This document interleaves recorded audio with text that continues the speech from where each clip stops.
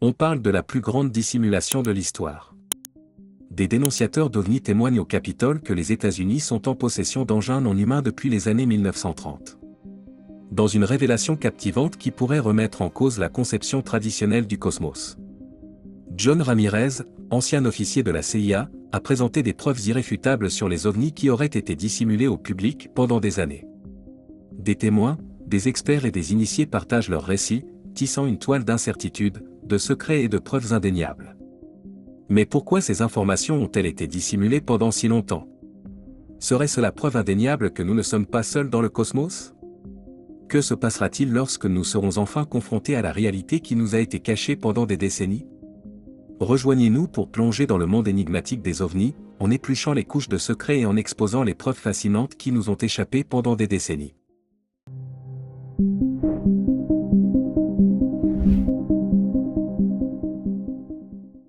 Bienvenue sur Voyage Quantique. Dans l'interview récente sur une chaîne YouTube, un ancien agent de la CIA nommé John Ramirez a raconté une histoire remarquable à propos d'une rencontre singulière qu'il a eue. Il affirme s'être retrouvé face à face avec ce qu'il décrit comme un extraterrestre reptilien. Selon lui, cet être est entré dans son salon et s'est rendu dans sa chambre à coucher, où il a engagé une lutte physique qu'il a laissée avec des marques de griffes le lendemain matin. Au cours de l'entretien, il a précisé que le terme « extraterrestre reptilien » ne fait pas référence à de véritables lézards. Il a plutôt expliqué que ces êtres sont des individus d'ascendance reptilienne qui peuvent avoir l'air tout à fait humains et qui ont peut-être évolué en même temps que l'humanité. De plus, il a affirmé avec audace que ces extraterrestres reptiliens vivent actuellement parmi nous, une idée souvent associée à des théories du complot impliquant des personnes influentes et fortunées. Dès les années 1940, la CIA a commencé à s'intéresser aux OVNI et, depuis, plusieurs anciens militaires américains et officiers de la CIA ont fait des déclarations remarquables sur les OVNI. Des personnalités telles que James Woolsey, John Brennan, Jim Semivan, Lou Elizondo et d'autres ont expliqué qu'il pouvait exister autour de nous des réalités que nous ne pouvons pas percevoir, ce qui pourrait être un aspect important du phénomène OVNI. En 2021, Ramirez, un vétéran de la CIA avec 25 ans d'expérience, a commencé à partager des informations véridiques sur les phénomènes aériens non identifiés, UAP, qu'il a rencontrés au cours de sa carrière. Il est très intelligent, possède une grande richesse de connaissances et d'expériences sur les opérations de renseignement américaines et sur le sujet des UAP. Ces révélations sur divers mystères liés aux UAP, qui n'ont jamais été abordés par aucun représentant du gouvernement, lui ont valu un nombre impressionnant d'adeptes sur les médias sociaux. M. Ramirez, expert en système de défense antimissile à la retraite de la CIA, a eu une longue et brillante carrière au sein de l'agence. De 1984 à 2009. Il a occupé divers postes au sein du bureau du directeur du renseignement national, de la direction de la science et de la technologie et de la direction du renseignement, atteignant le grade GS-15. Le 17 octobre 2021, il a participé à l'émission très appréciée Witness Citizen Podcast, qui a suscité une vive émotion au sein de la communauté des OVNI. Par la suite, il a fait une autre apparition sur Project Unity, où il a partagé des idées précieuses et fourni une série de diapositives utiles pour aider les chercheurs à naviguer dans le processus d'obtention d'informations par le biais de la loi sur la liberté de l'information, Freedom of Information Act. Son expertise a été particulièrement précieuse pour identifier les agences appropriées à contacter pour des types spécifiques d'informations liées aux OVNI. Ces diapositives, qui sont désormais accessibles en ligne, contiennent également des détails historiques sur les OVNI et des déclarations d'éminents anciens responsables du renseignement américain, notamment John Radcliffe, ancien directeur du renseignement national. Lors de son entretien avec Project Unity, Ramirez a fait part d'une approche de type CIA pour enquêter sur les OVNI, en émettant certaines hypothèses sur le processus actuel de divulgation des OVNI. Il semble que ces opinions aient été influencées par des individus de la communauté du renseignement, qu'ils soient actuels ou anciens, ou peut-être liés au département de la Défense. Il a notamment déclaré que le gouvernement américain ne discutait pas des occupants des vaisseaux OVNI. Cette observation est importante, car il a exprimé sa conviction que les OVNI pourraient représenter une forme de renseignement non humain, ce qui rend son point de vue d'autant plus intéressant pour ceux qui étudient ces phénomènes. Ramirez n'est pas le premier agent de la CIA à suggérer que les OVNI pourraient être liés à une intelligence non humaine. Un autre ancien directeur de la CIA, John Brennan, a également partagé un point de vue similaire, proposant que les OVNI puissent être une forme de vie différente. Brennan a insisté sur l'importance de recueillir le plus grand nombre de jours possible, y compris des images et des données. Brennan a insisté sur l'importance de recueillir le plus d'informations possible, y compris des images et des données provenant de divers capteurs techniques. Il a également mentionné l'importance d'étudier les phénomènes météorologiques et les activités au sol qui pourraient potentiellement expliquer ces mystérieuses observations. Selon lui, l'approche de la compréhension des ovnis devrait impliquer une perspective ouverte et la collaboration d'experts aux connaissances diverses. En réponse aux rumeurs selon lesquelles le gouvernement américain évite de discuter des occupants potentiels des ovnis, M. Ramirez a fait une déclaration intrigante. Il a suggéré que la gestion de certaines technologies par l'armée de l'air américaine a contribué à cette réticence. Il a précisé que les observations d'engins triangulaires souvent associés au rapport d'OVNI pourraient en fait être liées à des technologies militaires connues opérant dans notre atmosphère, et non dans l'espace. Selon lui, cette confusion est intentionnelle, car elle contribue à maintenir les gens dans l'incertitude quant à ce dont ils sont témoins. Dans certaines discussions, il a été suggéré que l'armée de l'air américaine pourrait être responsable des observations d'aéronefs triangulaires, souvent appelées TR-3B. Lors d'un épisode de l'émission The Joe Rogan Experience, Tom DeLonge a mentionné que le gouvernement américain pourrait posséder de tels aéronefs, mais il a également laissé entendre que certains d'entre eux appartiennent à d'autres agences de renseignement. Selon Tim Burchett, membre de la Chambre des représentants des États-Unis, l'origine de ces observations pourrait être liée à la récupération par le gouvernement de véhicules extraterrestres accidentés. Lors d'un entretien avec Leland Viter dans l'émission On Balance, Burchett a été interrogé sur la possession par la marine d'autres vidéos d'OVNI qui ne sont pas rendues publiques pour des raisons de sécurité nationale. Si des vaisseaux antigravitationnels existent, il est possible que cette technologie soit révélée au cours du processus de divulgation en cours. L'ancien sénateur Harry Reid a déjà suggéré que Lockheed Martin pourrait posséder du matériel lié aux ovnis, ce qui implique l'existence potentielle d'une technologie avancée. Lou Elizondo pense que le processus de divulgation et l'éventuelle coopération internationale pourraient conduire à des avancées technologiques remarquables. Le célèbre journaliste d'investigation Ross Coulthard a récemment partagé une histoire fascinante sur Twitter. Dans son tweet, il a publié un lien vers une vidéo YouTube mettant en scène John Ramirez, qui a révélé des informations intrigantes sur des enquêtes en cours concernant des phénomènes aériens non identifiés menés par une agence secrète connue sous le nom d'UFOC. Selon lui, ces enquêtes ont lieu depuis les années 1940 et se poursuivent encore aujourd'hui. M. Ramirez a souligné que les efforts de l'UFOC vont au-delà du célèbre programme AWS, SAPI-ADA-type du Pentagone. Il a déclaré que même dans les années 1980, il existait une initiative bien organisée similaire à ADA-type. Bien que l'étendue de leur progrès reste incertaine, il est évident que ces enquêtes ont lieu depuis longtemps. En outre, il a fait part de ses expériences personnelles, dont des rencontres qui pourraient être décrites comme des enlèvements par des extraterrestres. Il s'est souvenu avoir été placé sur une table d'examen à l'intérieur d'un vaisseau circulaire, ajoutant que nombre de ses collègues de la CIA et de la NSA avaient eu des expériences similaires avec des ovnis. En outre, son travail dans le domaine de la défense antimissile l'a amené à découvrir des cas où les radars russes ont détecté des engins particuliers. Lors d'un incident particulier, on a tenté d'inciter un UAP à atterrir.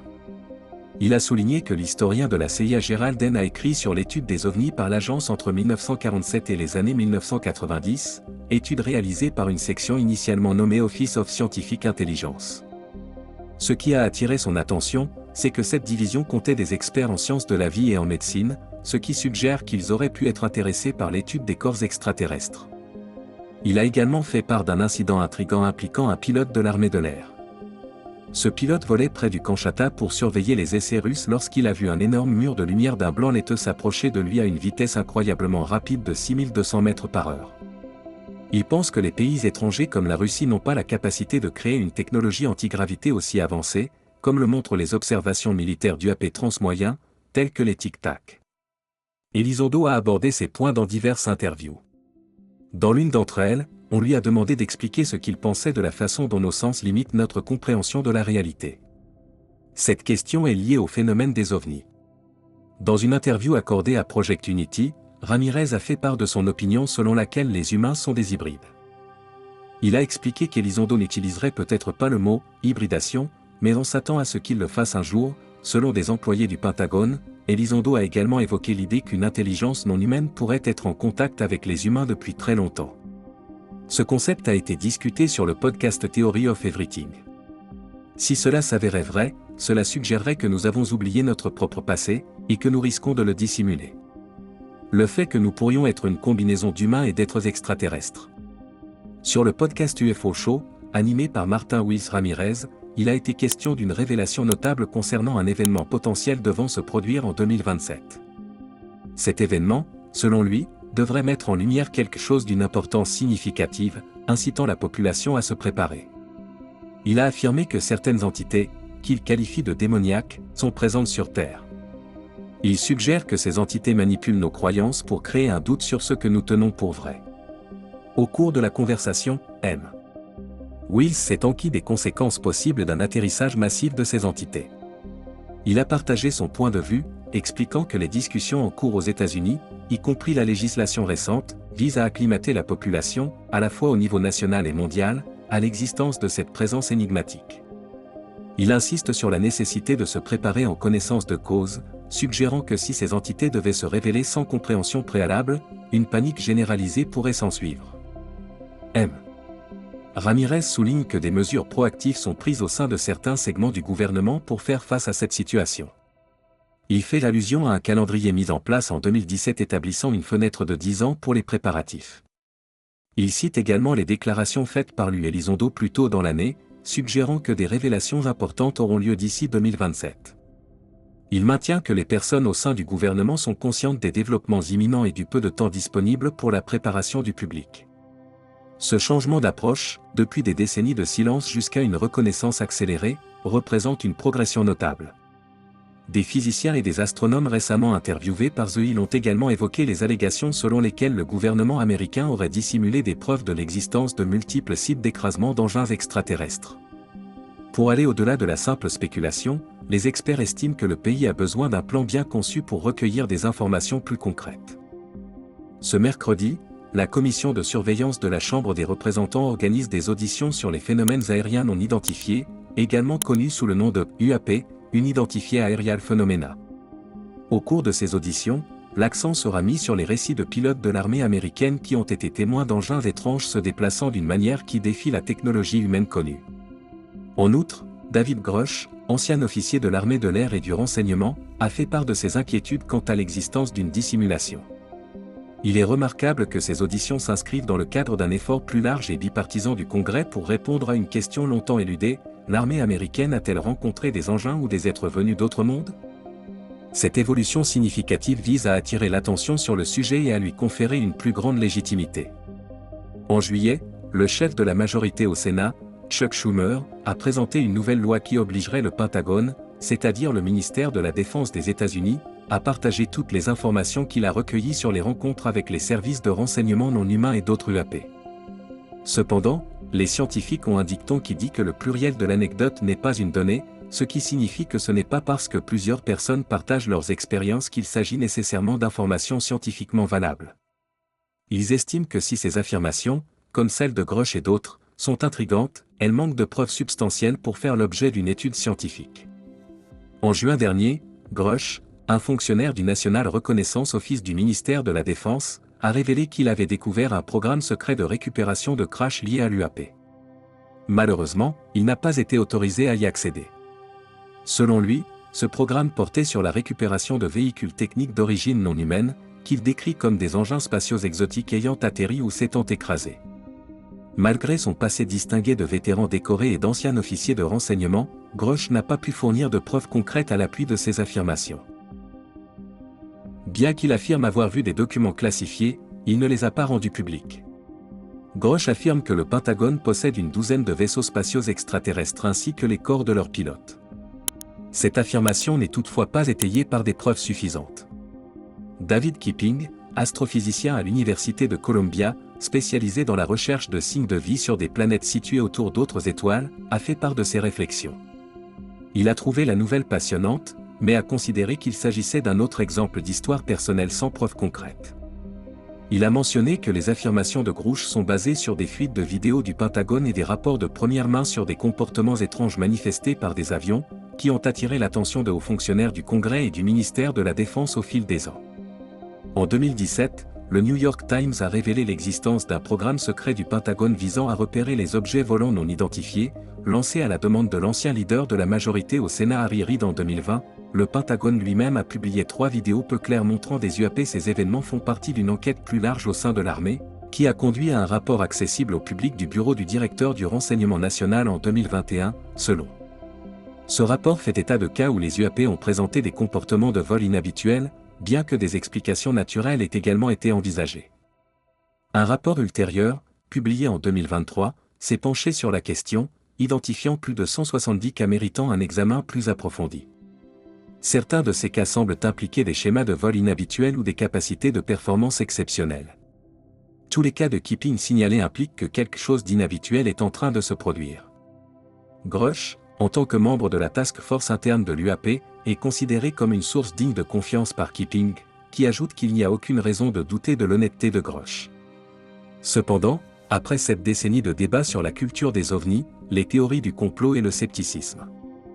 À la lumière des récentes allégations concernant un possible contact avec des extraterrestres, il est crucial que les Américains abordent ces affirmations avec le même esprit critique qu'ils appliqueraient à toute affirmation extraordinaire, comme le souligne Melissa Finucane, sociologue à la respectable Rand Corporation et vice-présidente de l'Union of Concerned Scientists. L'une des principales questions que nous devons nous poser concerne les motivations de l'auteur de la communication.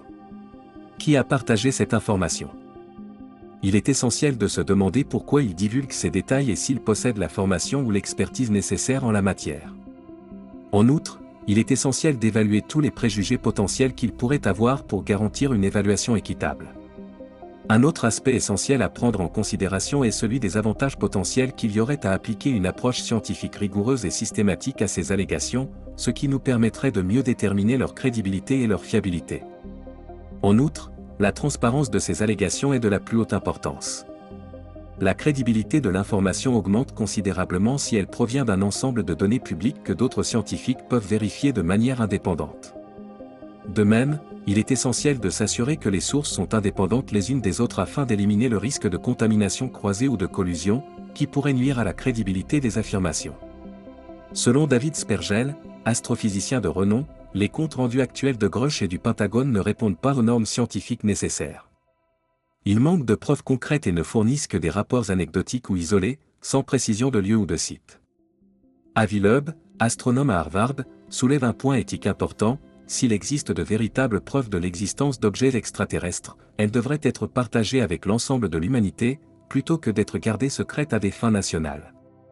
Le fait d'accumuler des découvertes aussi importantes pour le bénéfice d'un pays va à l'encontre des principes d'une véritable recherche scientifique. Cependant, nous devons également envisager la possibilité que Grush se trompe, mente ou soit induit en erreur. Il pourrait y avoir un motif pour dissimuler des programmes d'armes classifiés fabriqués par l'homme. Cette incertitude souligne la nécessité de disposer de preuves vérifiables. Le manque d'informations sur le taux de fausses alertes est une préoccupation plus générale concernant tous les témoignages oculaires de phénomènes aériens non identifiés. Les gens ont tendance à interpréter les phénomènes inexpliqués en fonction de leur culture, ce qui peut donner lieu à diverses interprétations sans que l'on sache à quel point les erreurs d'identification sont fréquentes. Dans ce cas, il est difficile d'évaluer l'importance des fuites de vidéos du Pentagone. Si ces observations d'anomalies ayant d'autres explications ne sont pas fréquentes, l'augmentation récente des observations d'UAP est en effet intrigante. Toutefois, si de nombreuses observations peuvent être expliquées par des erreurs d'identité, la légitimité de tous les PRN signalés est remise en question. Dans le rapport 2021 du Pentagone, des inquiétudes ont été soulevées quant aux données obtenues à partir des caméras des avions de chasse et des témoignages des pilotes concernant les UAP. L'absence d'un ensemble complet de données rend difficile la détermination de l'importance de ces résultats, laissant les entités publiques et privées débattre de la manière de rassembler et d'organiser de tels enregistrements. Le groupe Spergel conseillera probablement à la NASA d'investir dans la collecte de données UAP bien calibrées, vérifiables et testables afin de donner un sens à ces rapports. Cet effort s'inscrit dans le cadre d'une initiative plus large d'institutions publiques et privées visant à acquérir des informations relatives à la vie extraterrestre. De nouveaux programmes de surveillance et même d'archéologie spatiale sont envisagés pour tirer des conclusions significatives sur l'UAP et l'existence potentielle d'une vie extraterrestre. Grush affirme que le gouvernement pourrait posséder des vaisseaux spatiaux intacts qui auraient pu fournir des avancées technologiques et peut-être des restes de pilotes. Keeping, un astronome de Columbia, trouve cette idée plausible à un certain niveau, suggérant que des formes de vie extraterrestres intelligentes, si elles existent, pourrait avoir des raisons de visiter la Terre à ce moment de l'histoire marqué par des menaces existentielles telles que le désarmement nucléaire, le changement climatique et l'intelligence artificielle. Les transitions seraient particulièrement intéressantes à étudier pour les êtres extraterrestres. L'astrophysicien Keeping suggère que la Terre se trouve actuellement à un moment crucial de son développement, ce qui en fait un endroit idéal pour les biologistes extraterrestres. C'est le moment idéal pour les biologistes extraterrestres d'étudier notre planète. Alors que les civilisations sont confrontées à des changements et à des défis majeurs, la Terre offre une occasion unique d'observation. Keeping pense que si des extraterrestres veulent étudier la Terre, ils devront peut-être envoyer un vaisseau spatial pour l'observer de plus près, tout comme les scientifiques humains qui explorent d'autres systèmes solaires. L'utilisation de télescopes lointains a ses limites, car l'observation de la surface d'une planète lointaine nécessite un télescope plus grand qu'une étoile, qui pourrait être détecté par les habitants de la planète, ce qui rend l'opération difficile. Le récent rapport du Pentagone sur les UAP a suscité des discussions sur la collecte de données complètes afin de mieux comprendre ces phénomènes. Merci d'avoir regardé un autre épisode de Voyage Quantique. Pendant que vous êtes encore ici, assurez-vous de cliquer sur la vidéo sur votre écran pour plus de contenu de qualité.